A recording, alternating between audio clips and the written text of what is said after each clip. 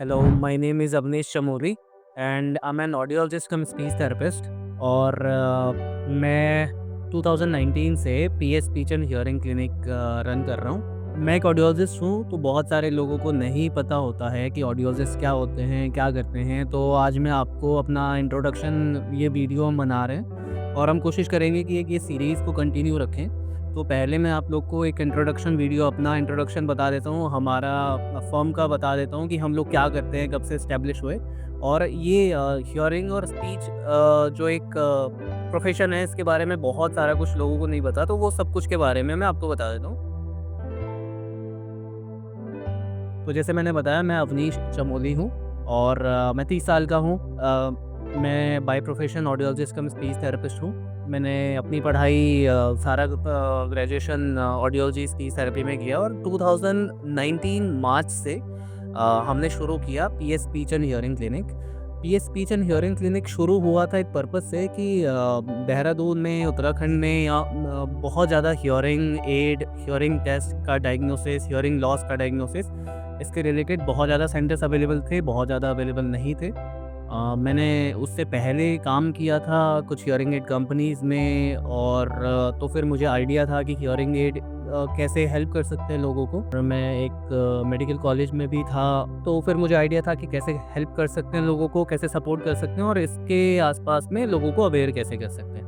तो PS speech and hearing मार्च 2019 में start हुआ था और हम PS speech and hearing clinic में हियरिंग एड प्रोवाइड करते हैं, हियरिंग टेस्ट करते हैं, डायग्नोसिस, न्यूबॉर्न बेबी स्क्रीनिंग करते हैं, स्पीच थेरेपीज़ देते हैं, ऑक्यूपेशनल थेरेपी देते हैं, बिहेवियर थेरेपी देते हैं। तो एक पर्पज़ से शुरू हुआ PS speech and hearing clinic. अभी हमारे करंटली 5 ब्रांचेज़ हैं। देहरादून नेहरू कॉलोनी में सबसे पहला ब्रांच था हमारा। उसके बाद हमने विकास नगर शुरू किया, फिर हमने ऋषिकेश में शुरू किया, देहरादून सहस्त्रधारा क्रॉसिंग में एक और ब्रांच शुरू किया और एक कोटद्वार में हमारी ब्रांचेज़ हैं, तो 5 हमारी ब्रांचेज़ हैं। हम लोग करते क्या है, हम लोग हियरिंग टेस्ट करते हैं।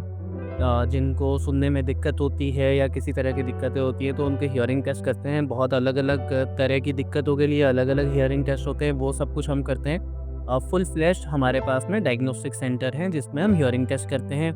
बहुत इंपॉर्टेंट, न्यूबॉर्न हियरिंग स्क्रीनिंग करते हैं। जो बच्चे न्यूबॉर्न बेबीज़ होते हैं, उनका हियरिंग स्क्रीनिंग विदिन 72 आवर्स में हो जाता है, वो भी हम लोग करते हैं। हम अपना क्लिनिक में भी करते हैं और कुछ हम नर्सिंग होम्स और हॉस्पिटल के साथ में इम्पैनल्ड हैं, तो हम वहाँ पे भी जाके वार्ड में जाके हियरिंग स्क्रीनिंग करते हैं, जिसको ओई कहते हैं, ऑटो एक्यूस्टिक एमिशन।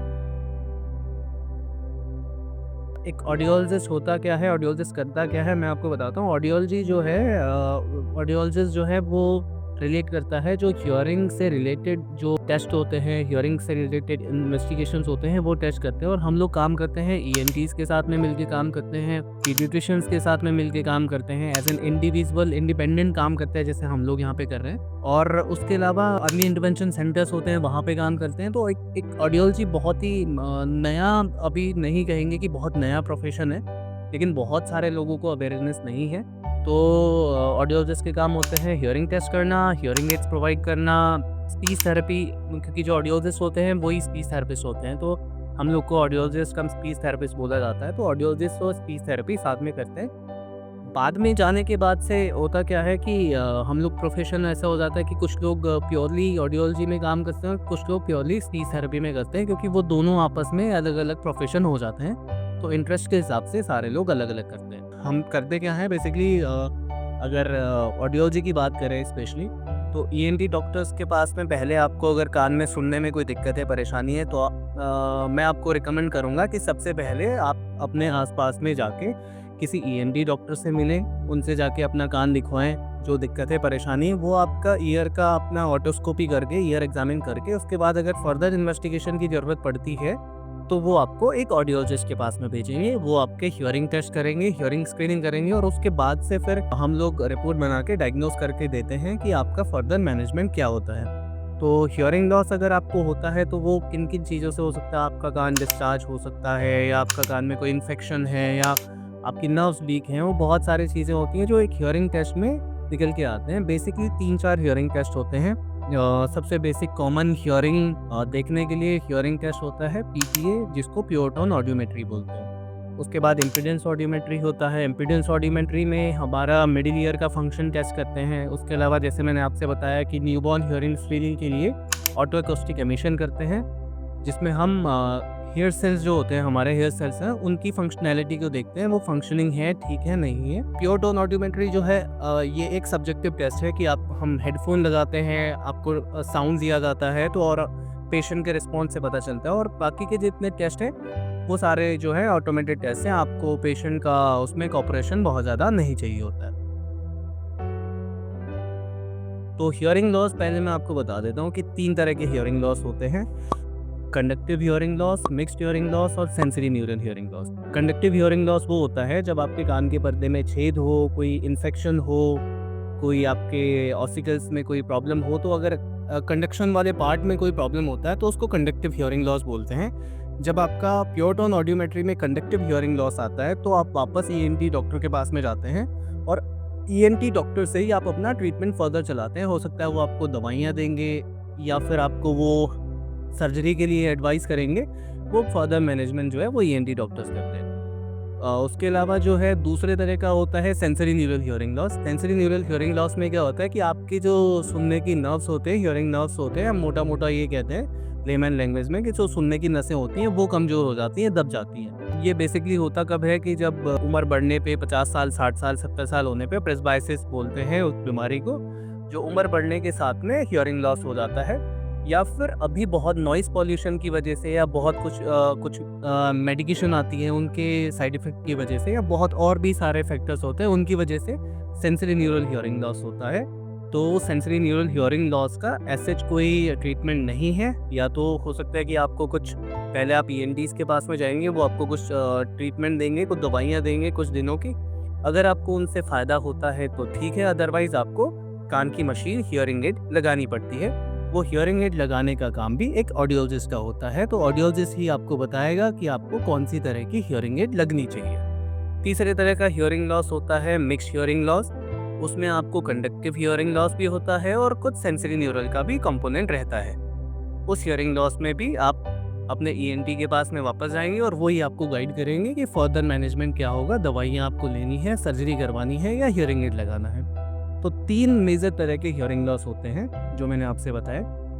अब अगर हमारा काम जो है एज एन ऑडियोलॉजिस्ट, हमारा काम आपका हियरिंग टेस्ट करना है। उसमें प्योर टोन ऑडियोमेट्री करके आपको हियरिंग लॉस कौन से तरह का हियरिंग लॉस है और कौन से टाइप का है वो प्रिस्क्राइब करके आपको बता देना होता है। उसी में फिर एक इम्पीडेंस ऑडियोमेट्री होता है, आपका मिडिल ईयर फंक्शनिंग कैसा है उसके लिए इम्पीडेंस ऑडियोमेट्री करते हैं और बेरा टेस्ट करते हैं। किसी आदमी को अगर किसी ईएनटीज़ ने आपको रिकमेंड किया हियरिंग एड लगा है या आप डायरेक्ट हमारे पास में आते हैं, हमने हियरिंग टेस्ट करके देखा सेंसरी न्यूरल हियरिंग लॉस है, हियरिंग एड लगना है, तो फिर हम हियरिंग एड के बारे में बताते हैं। हियरिंग एड 3 तरह के होते हैं। अगर मैं टेक्नोलॉजी वाइज इसको डिफाइन करूँ, मैं बहुत ईजी लैंग्वेज में बताऊंगा कि टेक्नोलॉजी वाइज बोलें तो 3 तरह के होते हैं: एनालॉग, नॉन डिजिटल या सेमी डिजिटल कह लें, तीसरा डिजिटल। एनालॉग आपने देखा होगा जो बड़े ट्रेडिशनल से होते हैं, पॉकेट में लगता है, तार लगता है, 2 से 5,000 रुपये के आते हैं। अब उनका प्रचलन काफ़ी कम हो गया, अभी वो बहुत ज़्यादा यूज़ में नहीं आते हैं। लेकिन कुछ लोग अभी भी वो अगर फाइनेंशियल इशू है या फिर कैसा है तो कुछ लोग अभी भी वो हियरिंग एड को इस्तेमाल करना चाहते हैं। तो अगर दूसरे तरह के नॉन डिजिटल हियरिंग एड होते हैं, नॉन डिजिटल हियरिंग एड या semi digital hearing aid actually उनको कहें तो वो कान के पीछे लग जाते हैं। उसमें अलग अलग तरह की साउंड क्लासेस रहती हैं 2-3 और वो एम्पलीफाई करते हैं। तीसरे डिजिटल हियरिंग एड होते हैं। डिजिटल हियरिंग एड क्या होते हैं, अगर मैं लेमन लैंग्वेज में बोलूँ तो वो प्रोग्रामेबल रहते हैं। एक सॉफ्टवेयर होता है हमारा लैपटॉप में, कंप्यूटर में, आपका जो हियरिंग लॉस होता है वो उसमें हम हियरिंग लॉस को अपलोड करके और उसके थ्रू वो प्रोग्रामेबल रहते हैं according to your hearing loss. और उस पर हम बहुत सारे फीचर्स होते हैं जिनको हम आगे डिस्कस करेंगे, वो प्रोग्राम किए जा सकते हैं। तो अभी जितने हियरिंग, क्योंकि बहुत ज़्यादा हियरिंग लॉस हो रहा है, बहुत ज़्यादा हियरिंग लॉस बहुत कॉमन है सेंसरी, क्योंकि इतना ज़्यादा नॉइज़ पॉल्यूशन है, हम लोग ईयरबड्स लगाते हैं, हेडफोन लगाते हैं, ट्रैफिक इतना ज़्यादा है, तो हियरिंग लॉस बहुत ज़्यादा सिर्फ सीनियर सिटीजन्स को ही नहीं बाकी यंग एज में भी बहुत ज़्यादा देखा जा रहा है और बच्चों में भी बहुत ज़्यादा जो है हियरिंग लॉस हो रहा है। ये हियरिंग लॉस शायद पहले भी रहा हो लेकिन पहले उतनी अवेयरनेस नहीं होती थी।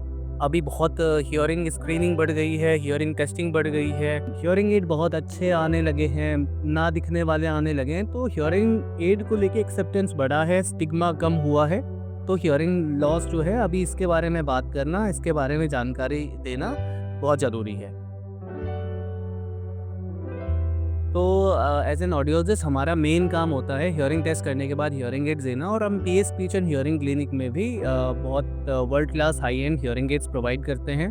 तो हियरिंग एड्स मेजरली जो हैं डिजिटल हियरिंग एड्स आजकल बहुत ज़्यादा चलते हैं। उनमें जो टॉप की जो कुछ कंपनीज आती हैं वो सिग्निया, वाइडेक्स, फोनेक, यूनिट्रॉन, स्टारकी, रीसाउंड और ऑर्टिकॉन, ये करके कुछ 5-6-7 कंपनीज जो हैं वो हियरिंग एड्स की आती हैं, और ये सारी मोस्ट यूरोपियन कंट्रीज़ की कंपनीज होती हैं। इंडिया में जो है अभी तक कोई ऐसी कंपनी नहीं है जो अच्छे डिजिटल हियरिंग एड बनाती हो सकता है कि फ्यूचर में कोई लोग बनाएं या बना रहे होंगे, तो अभी तक मुझे ऐसा उसका बहुत ज़्यादा इन्फॉर्मेशन नहीं है।